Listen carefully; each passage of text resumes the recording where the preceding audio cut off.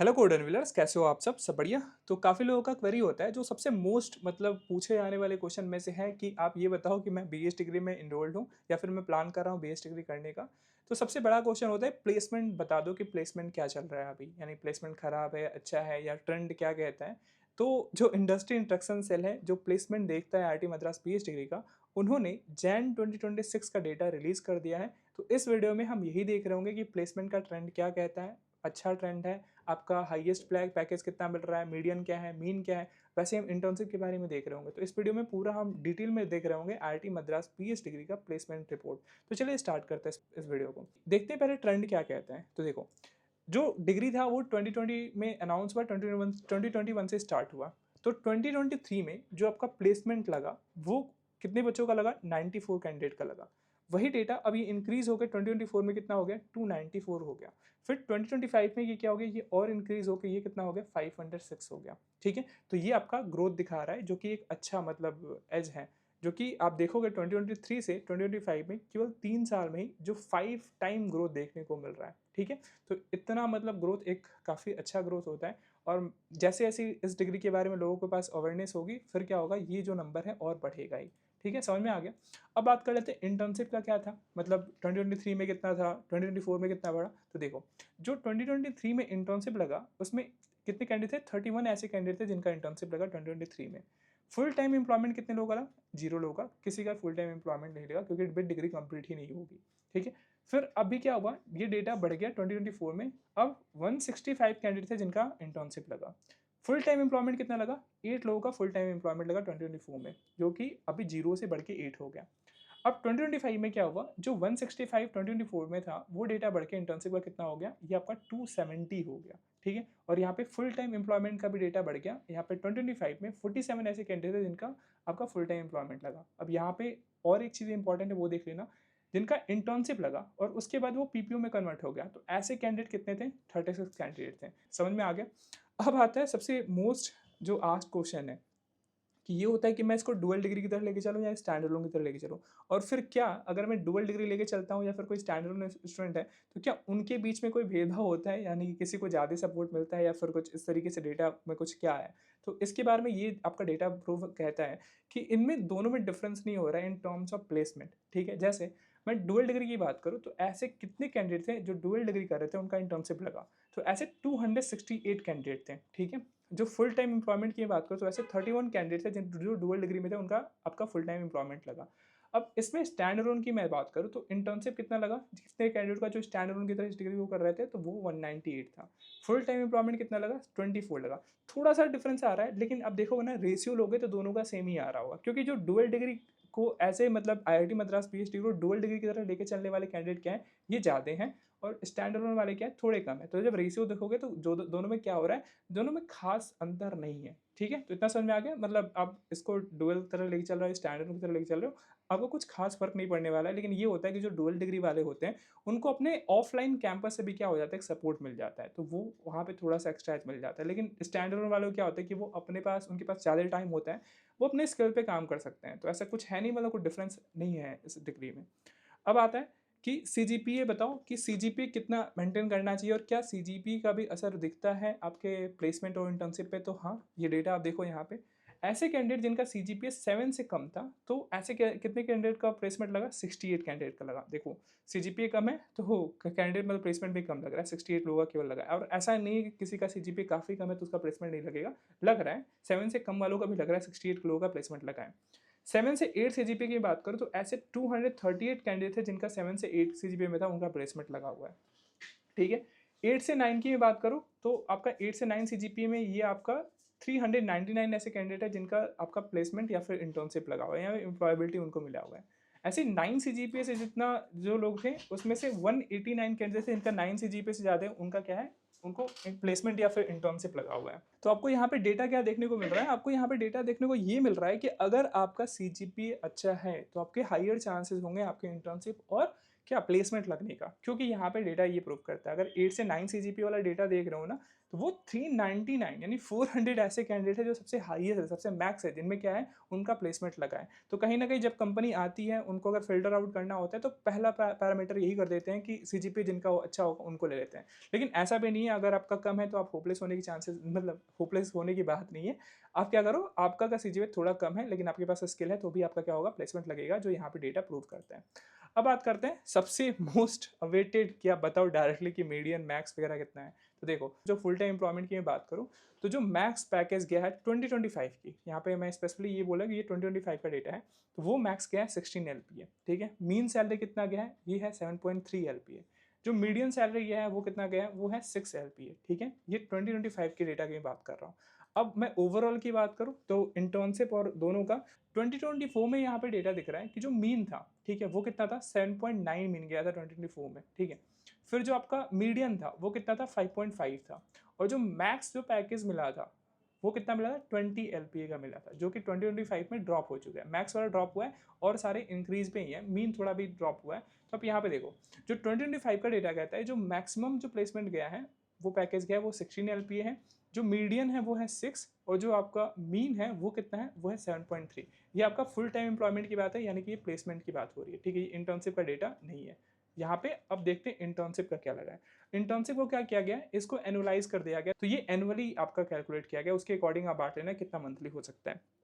तो 2023 की मैं बात करूँ, तो जो आपका मैक्स गया था वो गया था 2.4, जो मीडियन था वो 2.4 LPA, जो आपका मीन गया था वो गया था 2.2।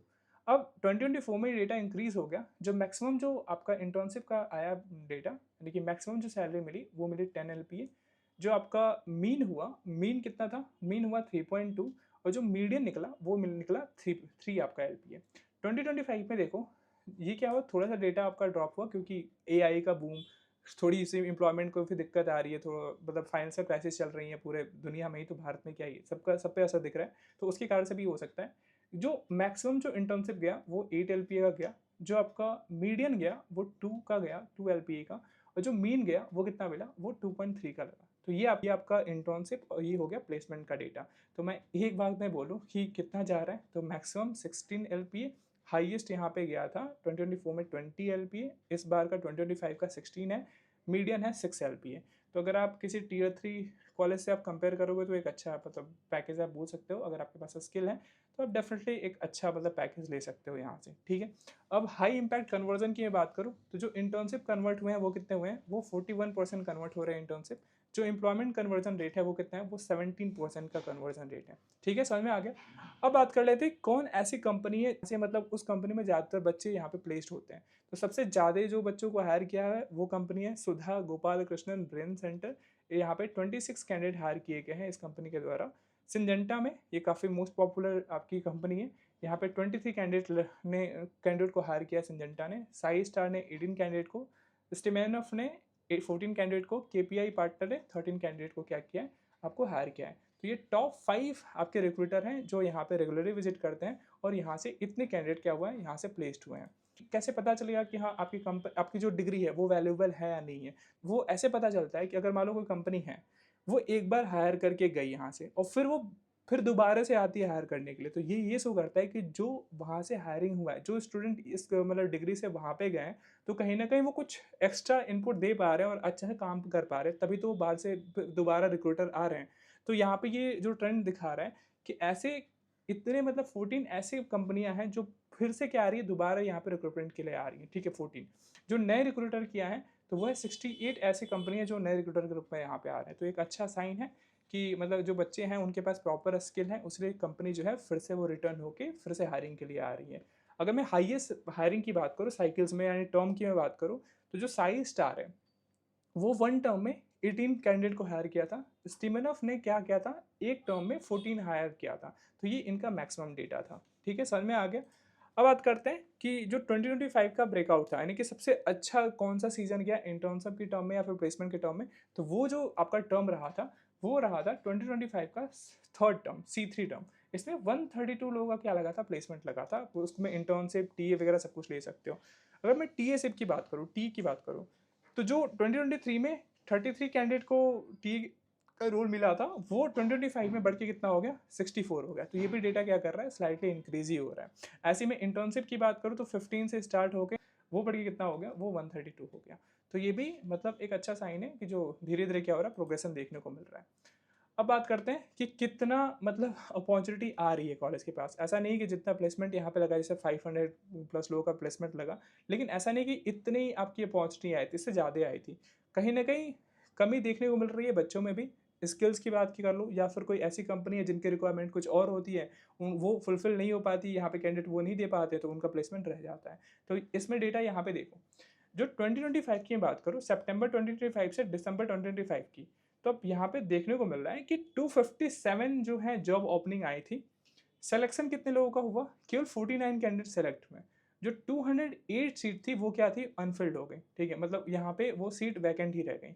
तो यहाँ पे भी आपको दिख रहा है कि यहाँ पे कहीं ना कहीं स्किल्स पे काम करने की ज़रूरत है। और जैसे जैसे मतलब बच्चे जो बीएस डिग्री में जाएंगे, जो बीएससी में जाएंगे, और उनके पास अच्छा स्किल होगा, तो ये जो आपका नंबर है वो कम होगा, यानी कि ज़्यादातर लोगों के क्या होंगे, चांसेस बढ़ेंगे। तो ऐसा नहीं है कि आपके पास जॉब ओपनिंग नहीं आ रही, जॉब ओपनिंग आ रही है, लेकिन उसके कॉरस्पॉन्डिंग क्या हो रहा है, आपका सिलेक्शन कम हो रहा है। अब इसको और डिटेल में जानना चाहते हो तो आप यहाँ पे देखो।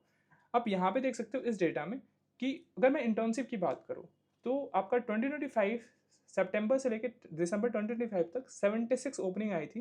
लेकिन कितने लोगों का इंटर्नशिप लगा 76 में से, केवल 43 लोगों का क्या हुआ, आपका प्लेसमेंट लगा। फिर ऐसे आप यहाँ पे देखो, वही जो प्लेसमेंट की बात करो तो 257 फुल टाइम एम्प्लॉयमेंट के लिए आपकी जॉब वैकेंसी आई थी, जिसमें 49 लोगों का सिलेक्शन हुआ। ऐसे मई 2025 की टर्म की बात करो, मई से लेकर अगस्त तक, तो 104 सीट आई थी इंटर्नशिप के लिए, जिसमें 37 क्या हुआ, केवल इंटर्नशिप लगा। ये सारी सीटें वैकेंट रह गई। ऐसे ही आप देखो प्लेसमेंट के रूप में, तो प्लेसमेंट जो एम्प्लॉयमेंट के लिए आई वो 233 सीट्स आई थी, लेकिन जिसमें कितने लोगों का सिलेक्शन हुआ, 18 लोगों का सिलेक्शन हुआ। तो ये देखो कितना ह्यूज गैप देखने को मिल रहा है। तो ये ह्यूज गैप क्या दिखाता है, कहीं ना कहीं स्किल्स की भी कमी है। मतलब जो कंपनी आपकी डिमांड कर रही है वो आपके पास नहीं है। तो यहाँ पे भी इसको थोड़ा सा ओवरकम करने की ज़रूरत है कि अगर आप चाहते हो कि आपका अच्छा प्लेसमेंट हो, तो आपके पास ओपनिंग आ रही है, कहीं ना कहीं स्किल्स की कमी हो रही है, तो आप स्किल्स पे काम करना शुरू कर दो। ठीक है, तो अगर आज से ही आप नहीं काम कर रहे हो, तो आप जो भी इसेंशियल स्किल्स हैं उस पर काम करना शुरू कर दो।